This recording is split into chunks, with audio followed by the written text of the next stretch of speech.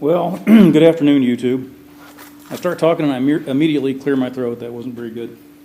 Here I am again, more of my machining and welding and other tool disaster exploits. I want to thank everybody, all three of you that watched my last video. That was really neat. Somebody came by and gave me a really nice comment about the troubles that I've been through over the last couple of years since I moved here, and hoped that I would try to continue to display some semblance of a sense of humor in my videos. So I'm going to try to do that. I'll make an effort not to be a totally different person who never tries to say anything funny. What's going on today? Well, this is going on. This is my bench grinder mobile base, which is upside down. And I'm still working on the painting. And I'm kind of hoping people will maybe give me a little help with this. I've learned a lot of things since I started fooling with tools. And I've learned some things that may be surprising. I've learned that almost anybody can do machining. And woodworking is not that tough either. So you should never be impressed when someone says, well, I welded this, or I machined that, or I built a bookshelf out of wood. What's impressive is painting. Painting is really, really hard. In fact, it may be impossible. I'm not sure that I've ever painted anything well, except for some reason the interiors of houses and apartments. Interior latex is extremely cooperative. It goes on easy. It's easy to clean up. It doesn't leave big globs. Dries fast. Won't send you to the hospital if you breathe it, if you breathe the fumes. I don't understand it. But every other type of painting that exists, as far as I know, is impossible. Can't be done. So right now, I'm trying to get this thing fixed, and I've been working on the paint for days. I've learned a lot of stuff about painting, and I guess I can pass a few of them on, and they're not really, it's not good news, if you're open for good news, but I'll tell you a few things. First of all, I'm pretty well convinced that spray paint is useless. I've decided that one of two things must be true. Either spray paint, I'm talking about rattle can paint, not the kind of paint that the two-part paint that you mix and use in a sprayer with a compressor. I'm pretty well convinced that spray paint from like Home Depot and Lowe's, either it's totally useless and they only make it as a joke for people they assume are idiots and can't do good work and don't care, or maybe they make it for vandals, or it's so hard to use that there's really no point in trying unless you want to go to paint college or something. It seems like no matter what you do with this stuff, you get runs, you get drips, or you spray it out. And as somebody else on YouTube said, I actually watched YouTubes of people who are experts on painting to find out what I was doing wrong. And one guy said, if you spray it too lightly, it goes on like dust, and you don't really get a coat of paint. You just get like this weird, grainy texture stuff that takes 48 coats before you can't see through it.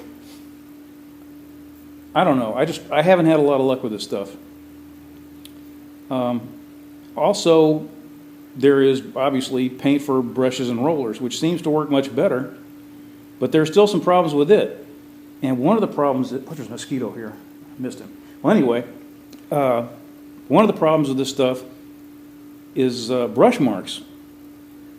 You paint it very carefully, you follow the directions on the can exactly, and you end up with brush marks. You use a nice brush, you paint when the temperature's right, blah, blah, blah, whatever. Don't tell me I did it wrong, I can read a can. And you get brush marks when you're done.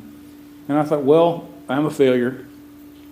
I can't do anything right. I might as well go and join the Foreign Legion. But I did research, tried to find out what the problem was, what I had done. And I found out it wasn't necessarily that I had done anything wrong. It turns out, as is so often the case, now this may not be true. I'm just telling you what I read on the internet. And we know that everything on the internet is true. My understanding is that brush-on paint, brush-on enamel I'm talking about, like for projects like this, used to be very nice, but the EPA got involved. Like so many other problems in the world, environmentalists are behind the brush mark problem, and I'll explain. There are these chemicals called volatile organic compounds. And I don't know what it is. I mean, I suppose it's things like acetone and MEK and junk like that they put in paint so it dries quickly, or I don't know, solvents, whatever it is. It's supposed to be bad for you. So extremists, you know, environmental hobbyists who want to inflict their problems on the rest of us and make us really excited about what really is, in most cases, an obsessive hobby, let's be honest. They have decided that we can't have volatile organic compounds in anything. And I don't know what they do, you know, I guess they hurt the ozone layer or something. Maybe there's some obscure cockroach someplace that doesn't reproduce well in the presence of volatile organic compounds. I don't know what the problem is. I can tell you this, I'm pretty old, and I don't remember anyone on the news ever saying there's a major volatile organic compound crisis and we got to do something like tomorrow. That never happened. I don't remember people going to the hospital and coming back and saying, man, I was in the hospital for 3 weeks. Volatile organic compounds, they got me. They got me. They killed my dad, and now they got me. Never heard anything like that, but apparently they're a big deal. They do something bad. So the EPA forced people, companies, to take a lot of the volatile organic compounds out of their really good products that worked, thus converting them into products that do not work. And the problem with this, I mean, apart from the obvious problem, which is that stuff doesn't work anymore, is that they didn't tell anybody, you know? I'm sure if you sit around reading Mother Jones, there's probably a big article on it every week, but to the rest of humanity, the sane people, it really wasn't a big event. So what happens is you go to the hardware store one week and you buy your paint and it works great, and then you go to the store the next week and you buy more paint and you get an abomination. And you think you did something wrong. And then you get on the internet, you try to find out what's happening, and you can't find the answer. And you just assume, well, I've lost the ability to paint, I must be cursed. And you're stuck, and your paint projects look terrible for the rest of your life. I would have thought, see, here's the thing, if I ran Rustoleum, if I was Mr. Oleum or you know whoever runs the company, if they'd done this to my product, I would have put a big label on the can. It would have said, warning, this paint leaves brush marks now.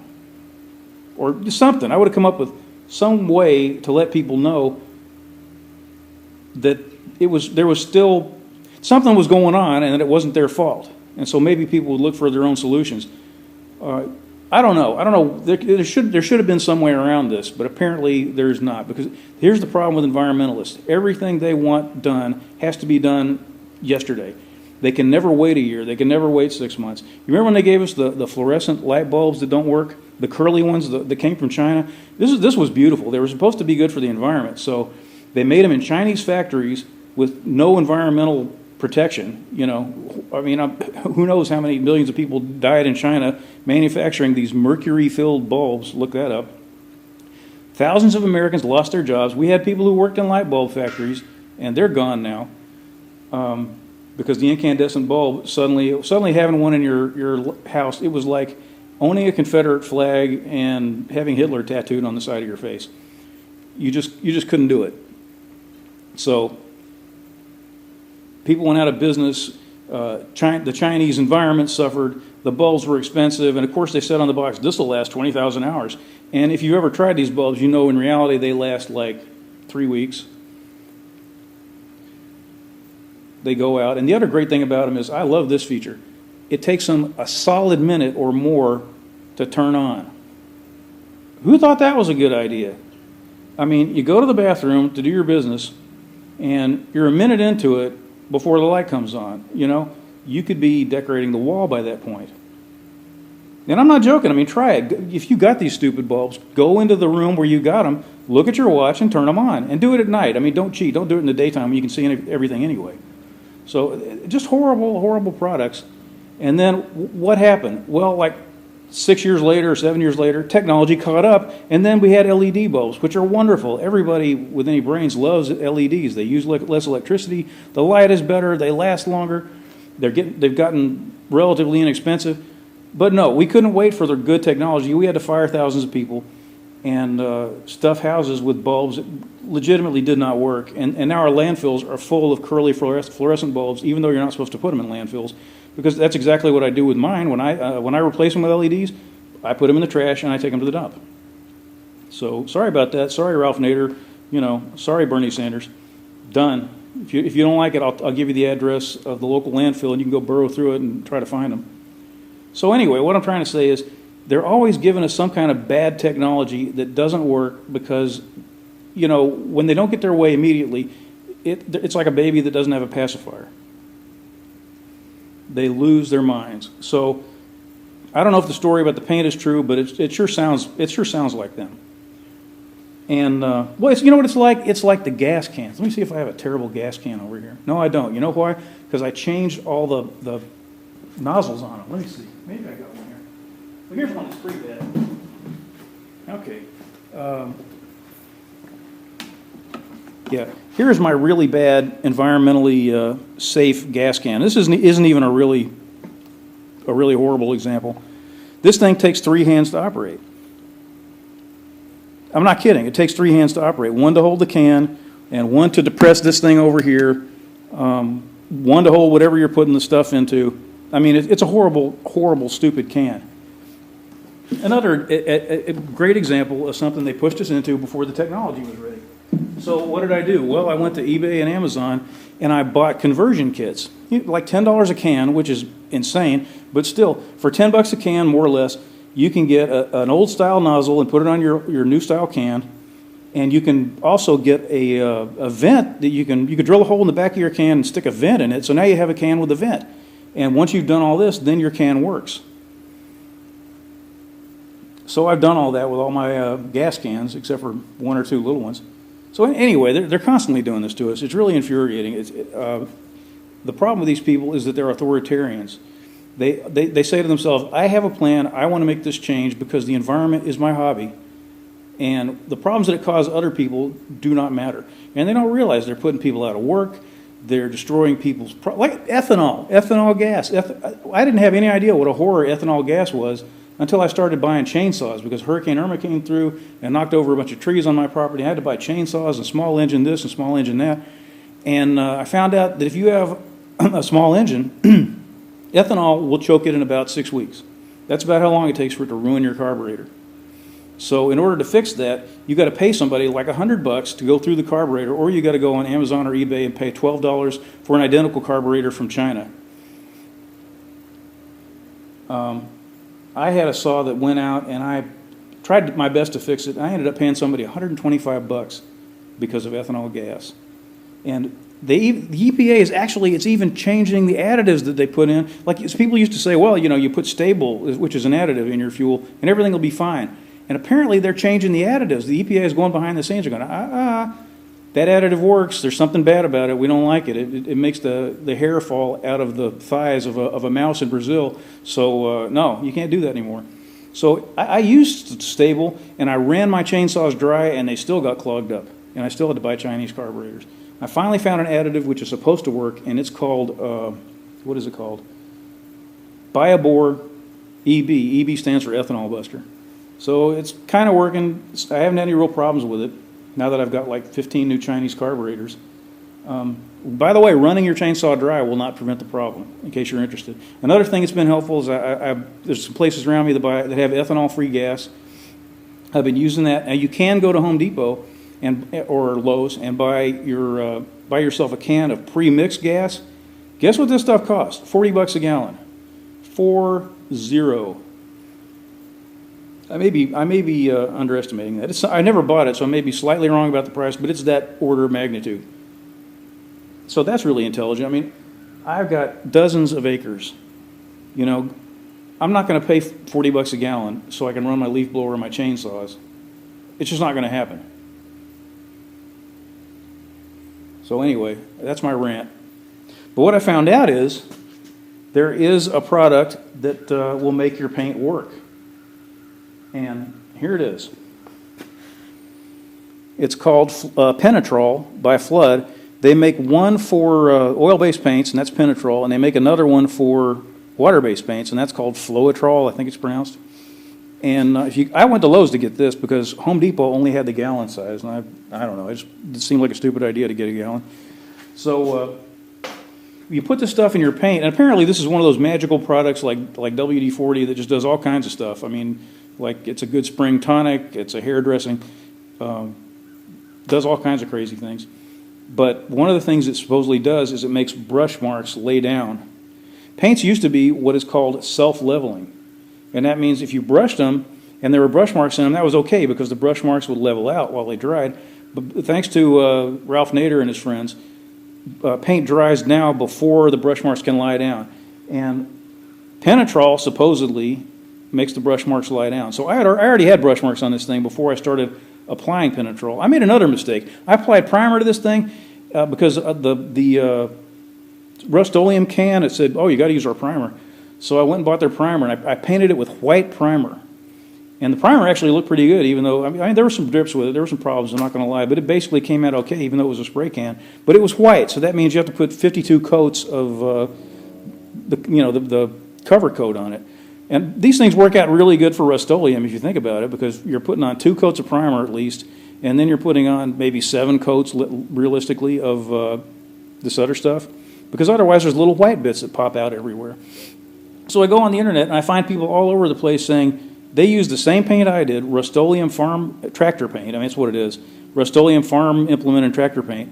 They're using it without primer and they have no problems. And like they leave stuff outdoors in the rain for 7 years, and it sort of starts to show a little deterioration. I call that pretty decent performance. I mean, in my shop, if it'll last 7 years in your rainy backyard, it'll last a millennium in my shop. So next time I have a project like this, I think I'm just going to omit the primer. But anyway, I already had some brush marks on this thing, but I didn't have a lot of coats on it. So I used the Penet Roll and I applied it, and it seems like it does kind of make the brush marks lie down a little bit. I don't know if you can see. Well, actually that looks terrible because I just went over it again today and put the final coat on it. So it's hard to, because parts of it are dry and parts of it are not. It looks kind of streaky. But anyway, once it's dry, come on, I made this clamp myself. It's for this camera. There you go. So once it's dry, it ought to look a lot better than it would have without the Penet Roll. And I think if I had used it from the start, it would have been fine. I learned another few things that might be interesting to you. First of all, CRC makes a product called rust converter, and you put this on rusty metal and it turns it black, and this black coating might as well be paint because it's water, it's rust proof, and it lasts forever. Seems like a great product. You know, A-Bomb79, if you watch his channel, he uses it on stuff. Well, I learned something interesting about it. You don't want to use this stuff, and here's why. It contains chlorine, and their own, this isn't an internet myth, this is something that's in the product literature. If you put this stuff on your project and then later on you want to change the project and you weld on it, it releases phosgene gas. Phosgene gas is one of the gases that's banned by the Geneva Conventions. It's what they used in World War I. And if you get a tiny whiff of this stuff, I mean, if you just get enough of a whiff to say, hey, what's that? Already, you can count on severe lung damage. That's all it takes.